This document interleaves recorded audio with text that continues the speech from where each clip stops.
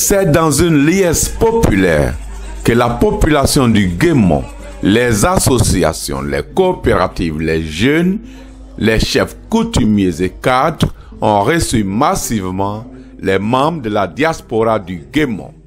Initié par le vénérable sénateur Antoine Diet Oulounego, le Forum économique de la diaspora du Guémont, entendez le FEDI Guémont, s'est déroulé du 8 au 10 novembre dernier avec pour thème principal, autour de 8 panels, l'impact de la diaspora sur le développement économique et social dans la région du Guémont, composée des départements de Bangolo, Diokwe, Fakobli et Kwibli.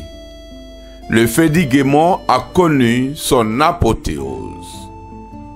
Les panélistes ont exposé sur les thèmes des référents tels impact de la diaspora sur le développement économique du Guémont, animé par M. Nyonsio Padre Rico, Côte d'Ivoire.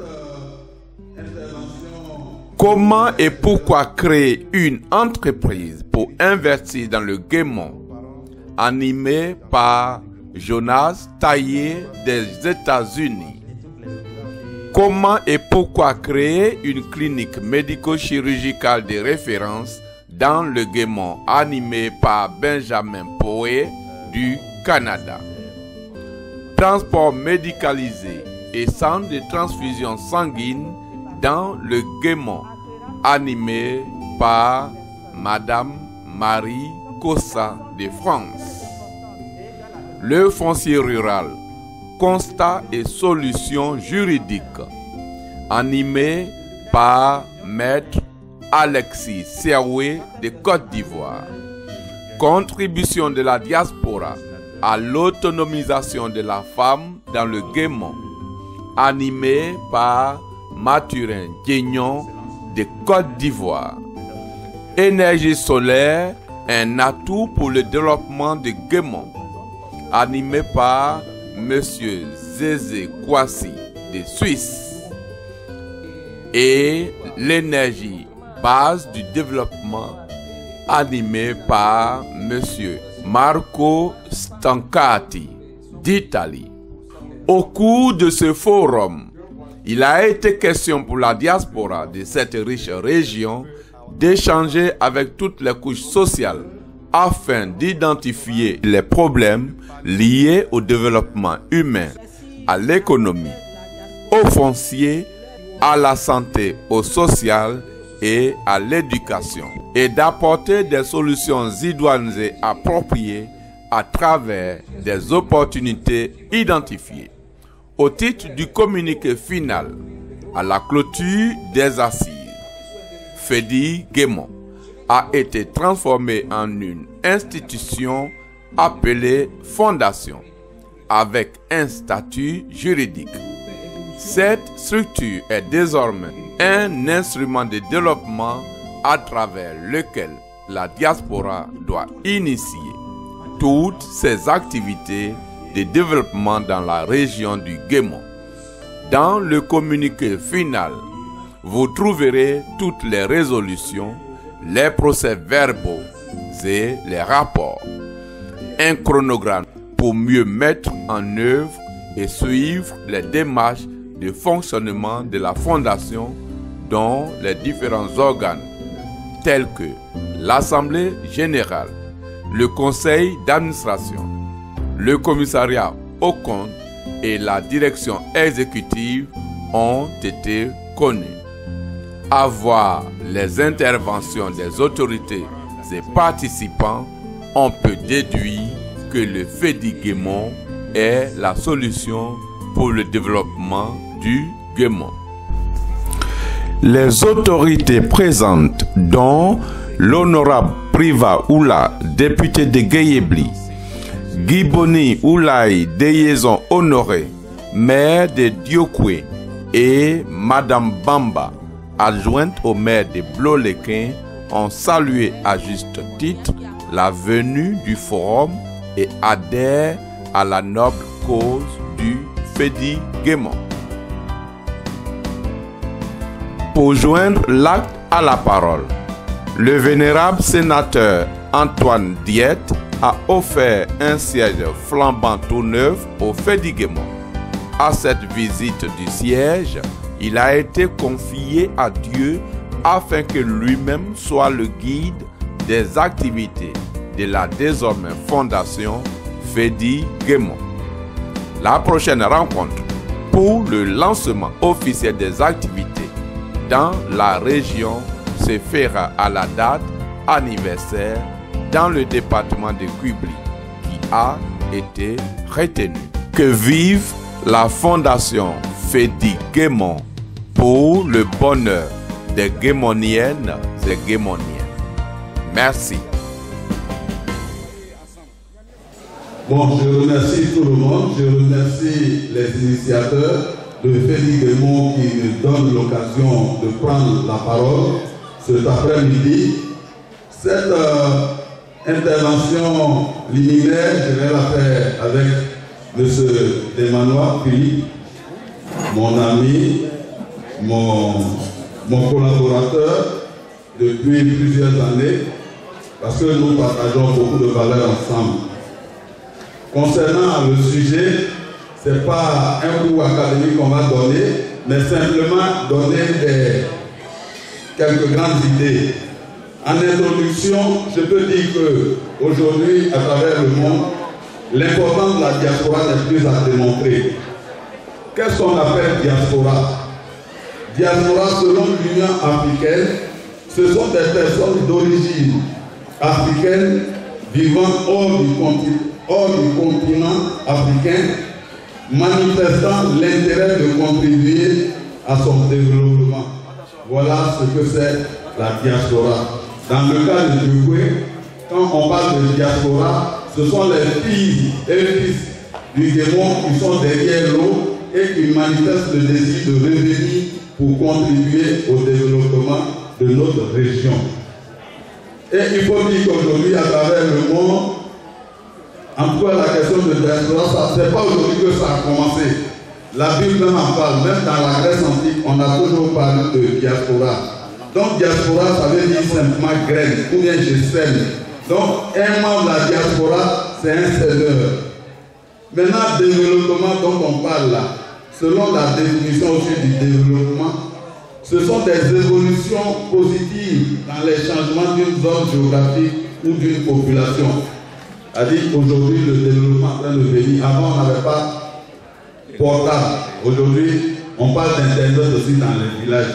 Tout ça, c'est le développement. Donc, la diaspora aujourd'hui à travers le monde joue un très grand rôle. C'est pour ça en Afrique, ici chez nous, on a au moins 32 pays africains qui ont mis en place des structures ou gouvernements chargés de gérer les diasporas, parce que c'est la diaspora qui apporte le développement. Donc, le sujet que je suis en train de traiter va comporter deux parties. La première partie, on va voir réellement l'impact de la diaspora sur le développement. Donc pour nous, la diaspora est un véritable moteur du développement. Selon toutes les recherches qu'on a faites, aujourd'hui, la diaspora ivoirienne est composée de 1 500 000 personnes à travers le monde. Donc par rapport à la population ivoirienne, ça fait 5% de cette population.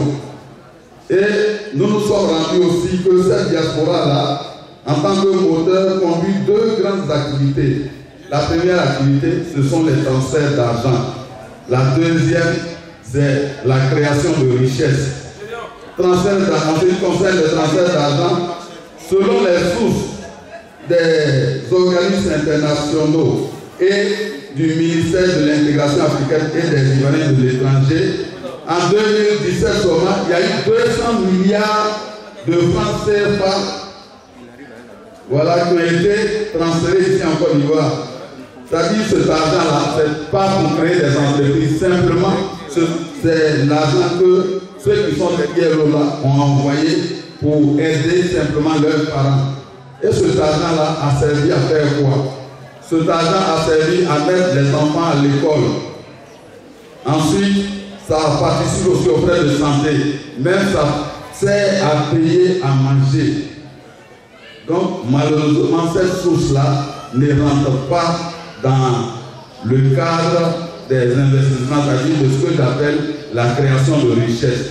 Aussi, cette même diaspora, en ce qui concerne la deuxième activité de cette diaspora, concerne les transferts d'argent. Les transferts d'argent s'évaluent à 200 milliards en 2017. Non, en Côte d'Ivoire ici. En Côte d'Ivoire seulement. Selon les sources du ministère de l'intégration africaine et des Ivoiriens de l'étranger. Mais malheureusement, cette source-là sert seulement à l'alimentation et aux frais courants de fonctionnement. Donc ça ne participe pas réellement au développement ni à la création des richesses. De l'intégration africaine et des Ivoiriens de l'étranger, pour l'année 2017, il y a eu 200 milliards de francs CFA qui ont été transférés en Côte d'Ivoire par toute la diaspora ivoirienne basée à l'étranger.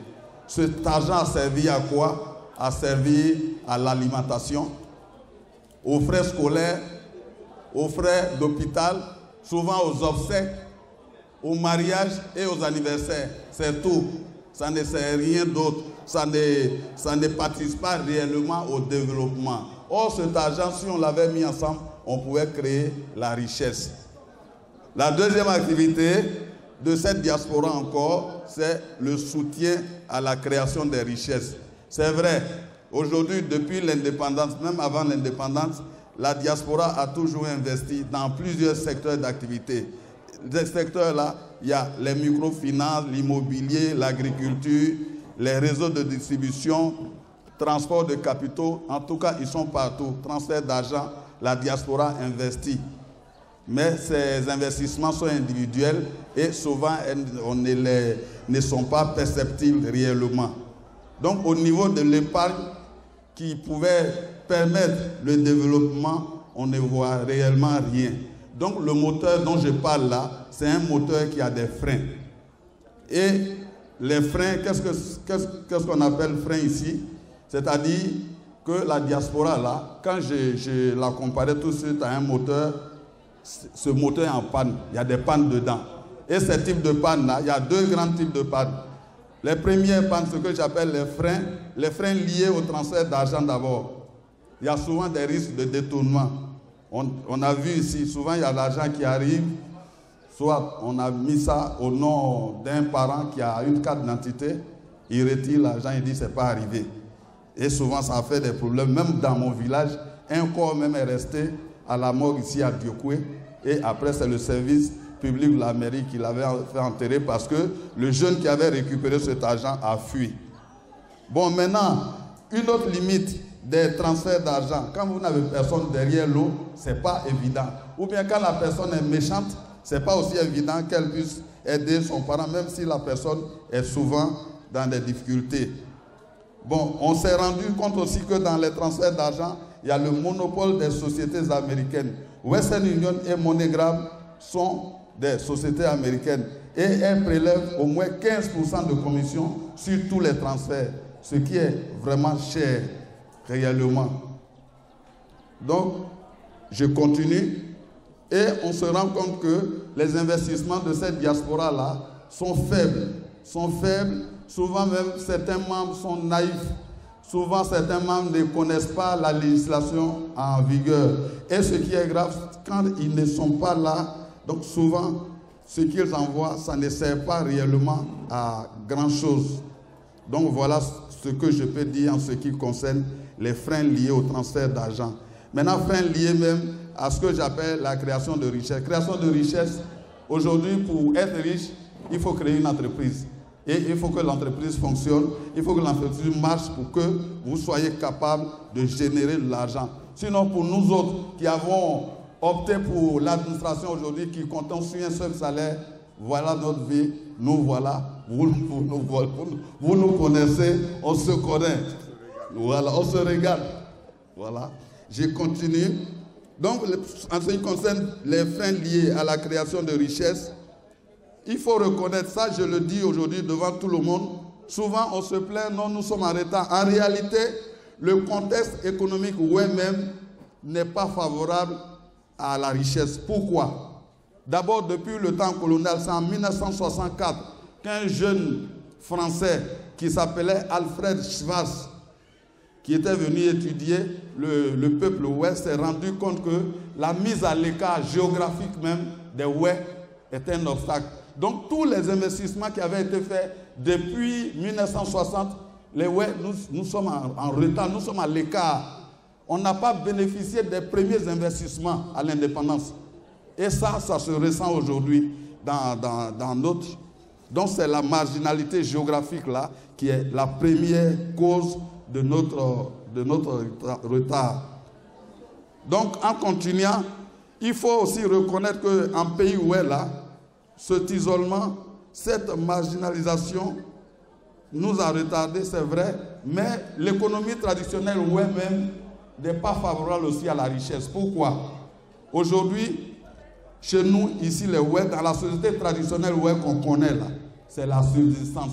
C'est-à-dire qu'on produit tout juste pour vivre, pour manger. Sinon, on ne produit pas beaucoup, 10 fois, 20 fois, 100 fois pour pouvoir vendre. Non. La preuve en est que quand souvent on vend beaucoup, on est dans des pénuries.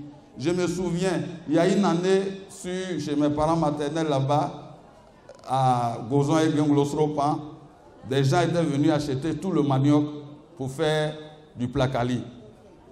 Tout le manioc a été vendu dans tous les champs, pendant que les propriétaires creusaient, les voleurs aussi faisaient leur travail. À un moment donné, les gens étaient obligés, dans une période de soudure, d'aller ailleurs pour aller chercher du manioc. Ça aussi, donc cette société traditionnelle-là, c'est la subsistance. Or, ça ne suffit pas. En plus de cette subsistance, il y a les activités de ramassage, c'est-à-dire chasse, cueillette, et puis la culture du riz, qu'on ne voit plus, qui est en train de disparaître.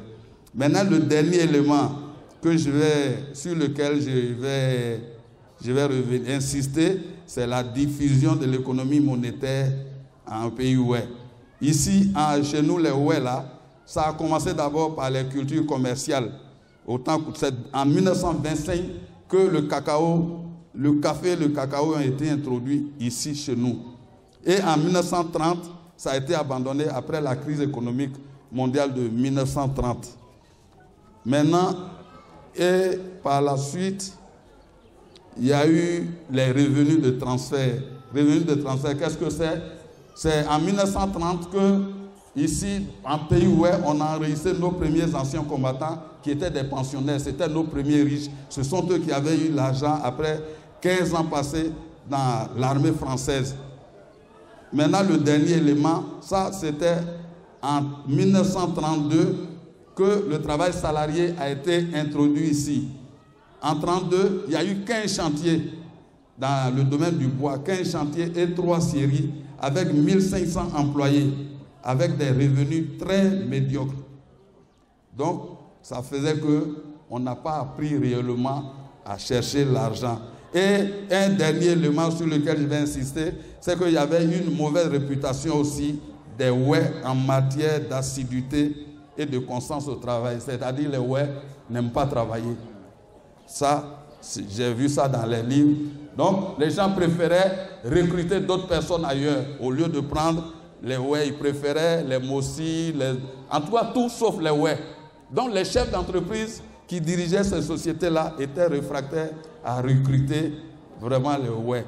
Maintenant, le dernier élément, je ne conclue pas. Le dernier élément, les freins liés à la diaspora elle-même.